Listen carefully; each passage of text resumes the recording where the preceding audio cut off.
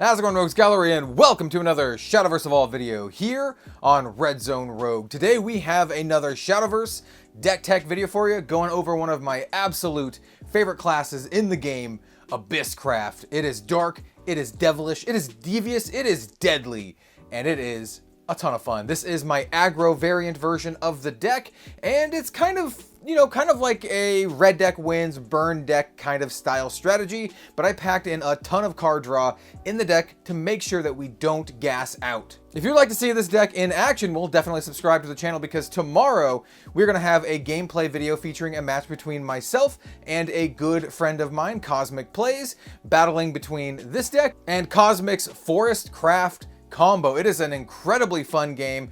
I'm not going to spoil it too much, but you will definitely want to see it if you're a fan of Shadowverse Evolve, or if you just like to see some more Shadowverse Evolve gameplay. Also, maybe like the video, subscribe to the channel, comment down below, all that good stuff, and let's get on with the deck tech.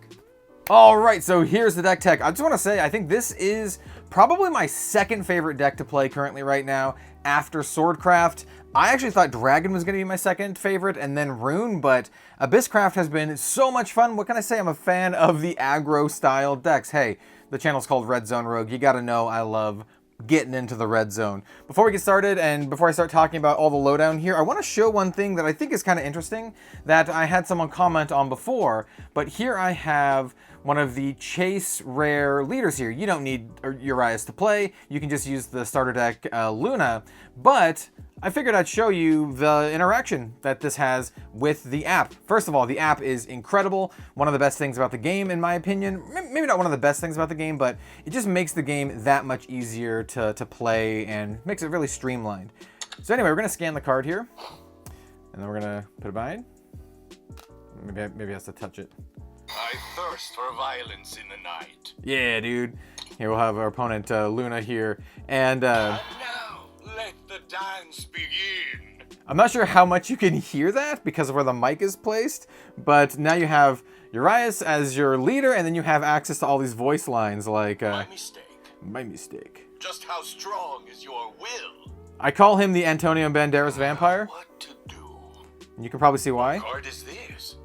Excellent move. Ooh, excellent move. Ready yourself. I must thank you. I must thank you, dear viewer, for watching and bearing with me through this. I just thought it was interesting to show you one of like the kind of the cool aspects of Shadowverse Evolve, and always... Now it's my turn. Now it's my turn. All right, so let's get on with the actual deck tech. And before we do, truly, I just want to shill my own stuff.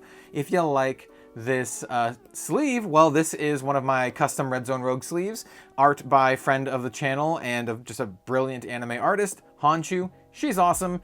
She designed our card back and a bunch of stuff over on redzonerogue.com, playmats, sleeves. We do have this as a playmat with an updated card back, as well as these sleeves. So anyway, if you like them, then I encourage you to support the channel and go ahead and purchase them. I will say this, as always, I like having my main deck in Dragon Shield sleeves, and these are Dragon Shield sleeves.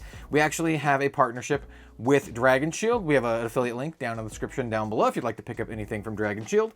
And then for our Evo deck, well, I just like to use matching Shadowverse Evolve sleeves, or just any character sleeves. These will likely change over time. I have a ton of Shadowverse, Rage of Bahamut, and Grand Blue sleeves that these will eventually be, but for now, we're going with the full Cerberus theme. So, let's get on with the proper deck tech. We're already a couple minutes in here. So we're gonna kick it off with all of our followers, and then all of the rest. So, here we have Ambling Wraith.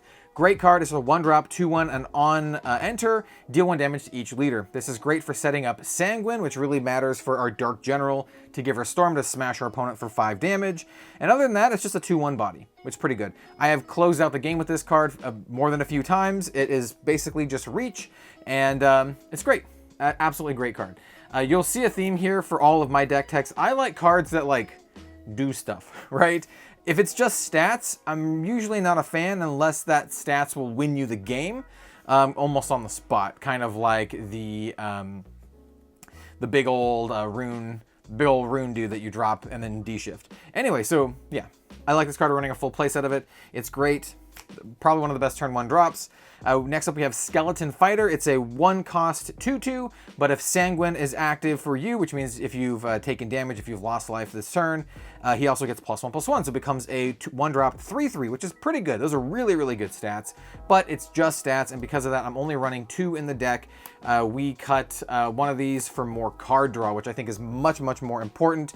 You can gas out very easily with this deck. If you're playing against highly optimal and tuned Shadowverse evolved decks, there's a lot of decks that have ways to just wipe your board constantly, to gain life, and it's really difficult to close out the game really quickly. And I find having card draw to stay in the game, to keep up with your gas, to keep your hand fueled is important. So still a good card, but we're only running 2 of them.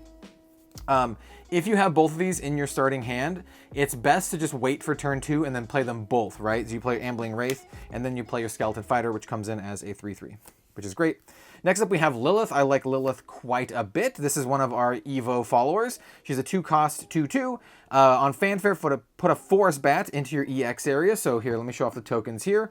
We're only running a couple tokens in the deck. So we're running Ghosts, and we're just running enough Ghosts to fill up the board, 5 Ghosts.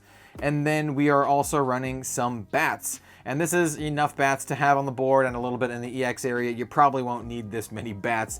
This is kind of overkill, but I like being prepared, and these fill up the deck box nicely. And then, of course, we have our Coco and our Mimi. These are for Cerberus, and we'll talk about that when the time comes. But currently, Lilith makes bats, and bats are just a 1 drop 1/1. That's all they do. So she puts a bat in your EX area. So that's not too bad. And then she can evolve for 1 play point or 1 Evo point. And then she becomes this, a 3/3, and then on strike, heal your leader for 2, which is great. We're going to be dealing ourselves a lot of damage. You saw that with the Ambling Wraith, and we have a lot more ways to deal ourselves damage. So gaining the life back is actually very, very important. So we're running actually 2 of her for the Evo deck. We have a fairly robust Evo deck here. And we're running 3 of her normal versions in the main deck. Next up, we have one of the best cards in the deck. We have Spectre. This is a 2 drop 2/1 with Bane, which says if followers attacking or attacked by a follower with Bane are destroyed after damage is exchanged.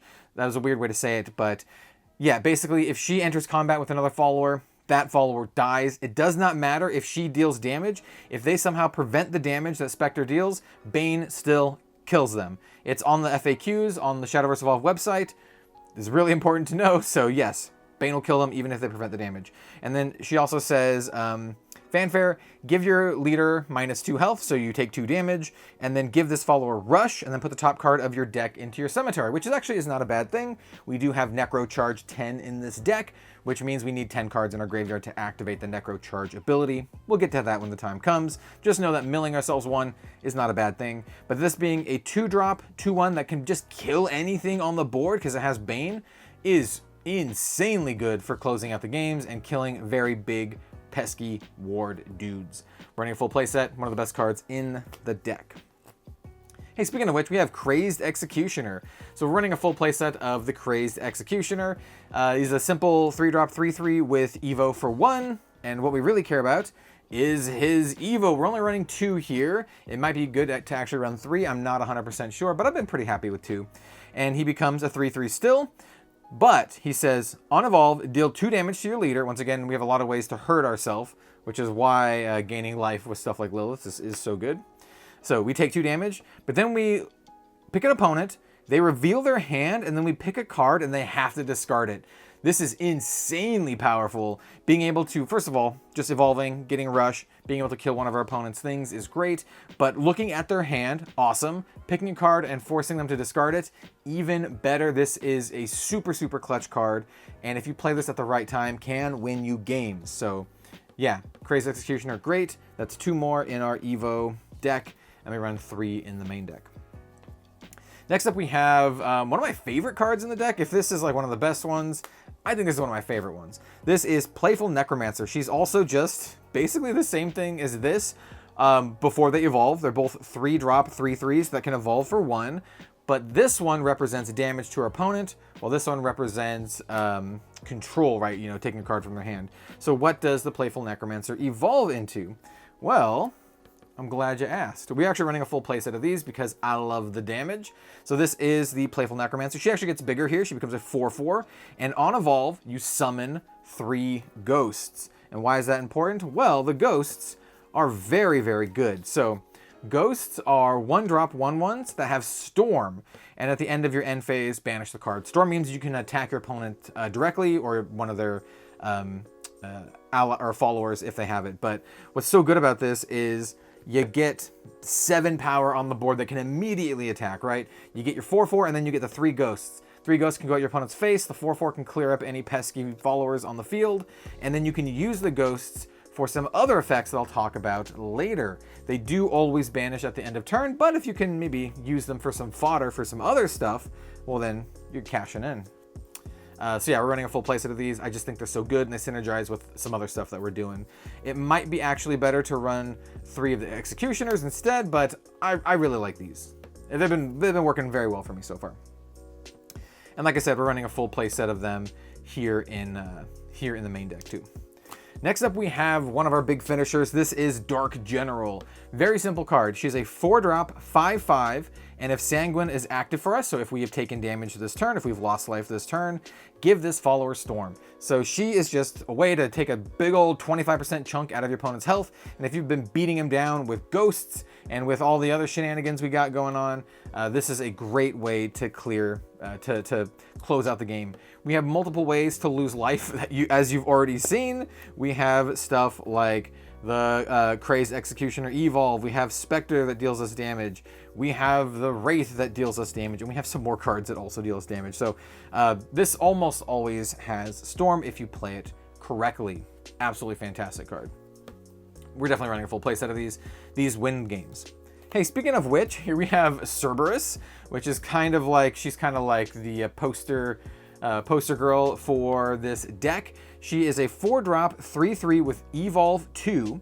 On Fanfare, put a Mimi or Coco into your EX area. Necrocharge, put both of them instead. So we'll show off what Mimi and Coco do, and then we'll take a look at the evolved form, which is going to make more Mimis and Cocos. So Mimi and Coco are actually the little dogs she has on her arms. She's Cerberus. She's the 3-headed dog of the underworld, right? Get it? Anyway. So Coco, both of these are spells. So they go into EX area, and then you can play them like they were in your hand. They both cost 0. So Coco says, select a follower on your field, give it +2 attack. Great for, pumping up your dudes to either clear out a ward or just punch opponent in the face. And then we have Mimi, which is select an enemy follower on the field and deal it 2 damage. So this one is just a much cleaner way to just deal damage to your opponent's followers. And Coco is a good way to deal damage to your opponent's face and to finish them off. So you kind of just pick and choose which one you want. Or if you have Necrocharge 10, which means you have at least 10 cards in your graveyard, well, you get both. Hey, speaking of both, let's take a look at her evolved form here. And this is the last Evo card in the deck. Here we have our Evo points. But the last evolve in the deck is Cerberus. And she becomes a 5/5, which is great. So she shoots up from a 3/3 to a 5/5. And she says, on evolve, put a Mimi and Coco into your EX area. So if you play her and then immediately evolve her, you get 2 of each of these, which is nuts because they cost 0. So you can deal a bunch of damage. You can do a bunch of pumps. And you can, she's a big deal. Really great for closing out the game, controlling the board. And like I said, she's a 5/5, so this is a good one. Just keep in mind that she does evolve for 2 instead of 1 like the others. So it's a full 6 to do the whole shebang. Still, one of the best cards in the deck. We're running a full playset of Cerberus. Great card. And then finally for our followers, we have just an absolute powerhouse. We have Alucard. Alucard is a 7-drop 4/4 with Storm. And also, if you have Necrocharge when he comes into play, he gets +2 attack. So that makes him a 7-drop 6 attack with Storm. And then also on Strike, select an enemy follower on the field, deal it 4 damage, and give your leader +4 health. So this is incredibly good. On Strike, you dome something for 4, and then you heal 4. And then also you can just keep punching your opponent in the face for 6 damage a turn. This is a must-answer card. When this comes on the field, your opponent has to have removal for it, or this will win you the game by itself. So yeah, we're running the full playset of Alucards. And then now we have our spells and amulets, and almost all of these, well, they either draw us cards or deal damage. Let's talk about the dealing damage first, because they're easier, right? So this is Razor Claw. This is a staple. It's a 2-drop quick spell. Deal 2 damage to yourself, and then deal 3 damage to anything else that you want. So you take a little bit of damage yourself, and then you just hit something for 3. Great for closing out the game, for killing enemy followers that you need to deal with. Just the absolute staple of Abyss. Just, yeah. And also, like I said, dealing yourself damage isn't always bad. Turning on Sanguine for like Dark General is super, super good. Like this is 8 damage, right? If for 6 play points, you can Razor Claw your opponent's face for 3, and then Dark General, hit him for another 5, 8. Pretty good out of nowhere. And then, of course, we have the Phantom Howl. We're going to full playset of these. This is a 3-drop, and it just says summon 4 ghost tokens. So this represents 4 damage for 3, which is not too bad. And if you remember right, the ghosts are coming for you. They are a 1-drop, 1/1 with Storm. And then once again, since these are so good because we have stuff like, here, we'll put the ghosts here on the top. So they are fresh in your mind. They're great fodder for stuff like Soul Conversion, which is a 1-drop quick spell that says select a follower on your field, like this ghost, destroy it, and draw 2 cards. So after you've jammed out with your ghosts, either with the Phantom Howl or with our lovely playful Necromancer, or even like, you know, you get your bats from Lilith or whatever, you can just sacrifice them and then draw 2 cards for just 1 play point. So running a full playset of these, I think they are really good, and they keep us in the game when we gas out. Likewise, we also have Dire Bond, another great card that just helps us keep our hand full. It's a 1-drop amulet that on Fanfare deals 1 damage to your leader, and then you draw a card. Great for turning on Sanguine, drawing cards, and then you can pay 2 and then activate this and put it into your cemetery to deal another 1 damage to your leader and draw a card. So for 3, you take 2 and draw 2 cards, which isn't too bad. I like that this is a 1-drop, so it's easy to turn on Sanguine. We're running a full playset of these. However, I think it's flex with Path to Purgatory. So in the gameplay video, you'll see how I talk about that I was running 3 of these, which I was. But I kind of like go back and forth between 3 paths and 3 dire bonds, depending on how I'm feeling. So Path to Purgatory is just an insane card. It is a 3-drop, Fanfare, draw 3 cards, and deal 3 damage to your leader. So you saw we're already taking a lot of damage. This can be a very dangerous card, but it just, drawing 3 cards is so big. And then it does one other thing that is very important. It says, at the start of your end phase, if your leader's health is 6 or less, which it definitely could be because we are dealing ourselves a lot of damage here, you activate this, put it into your cemetery, and then deal 6 damage to each enemy follower on the field. So this is also a 1-sided board wipe that also draws you 3 cards, but it also deals you 3 damage and sometimes can kill you or just be stone unplayable, right? So this is our card draw package. I think this is very important to this deck because I play this deck very aggressively, run my dudes out, and then just fill my hand up, do it again until they're dead. As you'll see in the gameplay video tomorrow, this deck can pack quite a punch, even against a control combo deck like Forest, which actually excels at controlling the board and killing my dudes. Once again, definitely watch that game. It's a very good game. And yeah, that is my my aggro burn Abyss deck. It is so much fun to play.